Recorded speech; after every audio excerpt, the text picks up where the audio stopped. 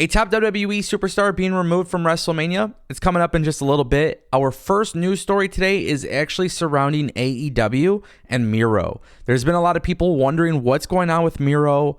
Why hasn't he been on TV? Some people were speculating it was injury. I mean, a while ago, the rumor was because he was doing some acting stuff. But now, according to Sean Ross Sapp of Fightful Select, Miro had actually returned to his home country of Bulgaria more than a month ago. And it was also added that his wife, Lana, was with him in Bulgaria for a while as well. So, obviously, for the last month or so, that would explain why Miro hasn't been on AEW television. The problem that I've noticed, and more specifically, the problem that AEW has in general, is that a lot of these things aren't public knowledge. We're hearing this from third parties, right? We're hearing this from Fightful or the Dave Meltzers of the world. AEW, in a very weird, they're in a very weird spot right now because they're bringing in talent, they're utilizing some talent, but then you just have a ton of talent who were brought in last year or 2 years ago and they're still not being used. And some would say they're not being used effectively. And then what was really interesting was Dave Meltzer the other day came out and said that it was supposed to be Miro versus Ethan Page at Full Gear, but that was actually the storyline that Miro turned down. I'm going to assume, by all accounts, that this relationship between both Miro and AEW probably isn't as strong as it should be. And I'm just speculating based off the reports, but my personal opinion is that if AEW is not utilizing Miro and he's not reportedly injured, then there is some sort of issue there. And it's been well documented, at least from Meltzer and other sources, that Miro turned down some creative stuff. So the idea of Miro not being on TV really stems from Tony Khan making a decision not to put him on TV. Maybe he doesn't want him to lose. Maybe that's the situation at hand. But ultimately, by not utilizing him, it's not effective whatsoever for AEW. And I will go down and say that Miro has been... They dropped the ball with Miro big time. They really did. I want to move on to Roman Reigns and the Bloodline story, guys, because WWE appears to be breaking up the Bloodline. Something could be big in the works. Now, we don't know what's going to happen at WrestleMania. I still am very firm that Roman Reigns is retaining at WrestleMania. And I've been talking about this a lot. So if you follow my channel, I don't want to explain this for another 4 or 5 minutes. But basically, my belief is that Roman Reigns is retaining at WrestleMania. That's my guess. That's my prediction. That's my belief. I stay firm with that. I'm not mad if Cody wins whatsoever. I just think it makes more sense at this stage of the game with Roman winning. If you guys want to learn more about the reasons why, I'll put the link somewhere in this video. But now on WWE Raw, Cody is taking shots at Roman Reigns, and it appears that they are teasing the split of the Bloodline. The Bloodline is starting to implode.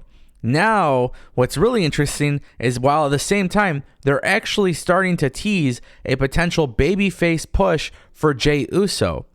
And the best part about this, and some of the rumors that have come up as of late, is that WWE SummerSlam in Detroit could actually be a singles match between Roman Reigns and babyface Jey Uso. And this would all make sense, especially now that the Usos are set to defend their tag titles against Kevin Owens and Sami Zayn at WrestleMania. Yeah, if we get new champions, Jey Uso splits from the Bloodline, there's something massive going down.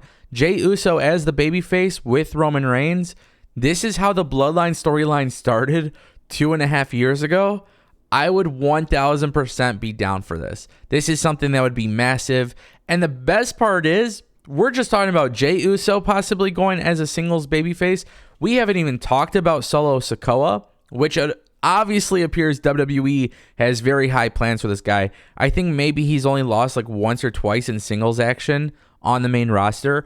I tweeted it out, so if you guys don't follow me on Twitter, make sure you do. But at AngoPW on Twitter, I posted the photo of Cody Rhodes and Solo Sikoa. And the fact is, Solo Sikoa was the first call-up from NXT 2.0, and this guy has been handled absolutely perfectly.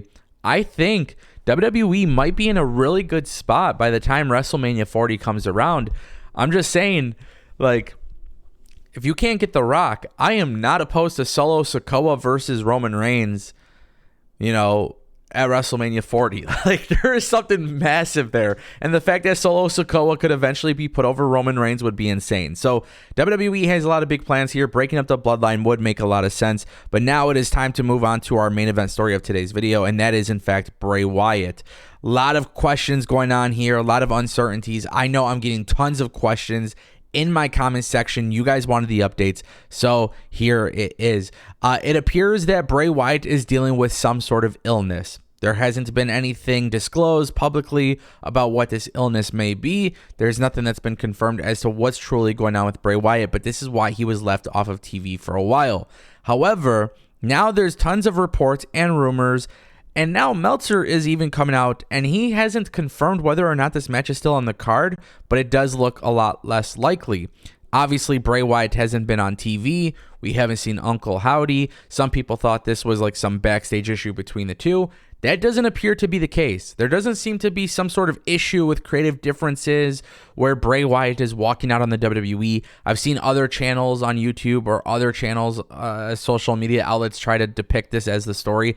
That doesn't seem to be the case. So Bray Wyatt being left off of WrestleMania, if anything, would have a lot more to do with whatever's going on with him personally, health-wise. Which, as you guys know, if you follow this channel, right? If you listen to the words that I speak in my videos, not just read the headlines, but if you listen to the words I speak, I always say health before everything else, okay? So Bray Wyatt, whether you like or hate whatever he's doing, he's a hell of a talent, but most importantly, whatever is going on health-wise, that's the main focus. Wrestling comes last, okay? Your job should never come first over your personal health. That's my firm beliefs. I will never change that in my life.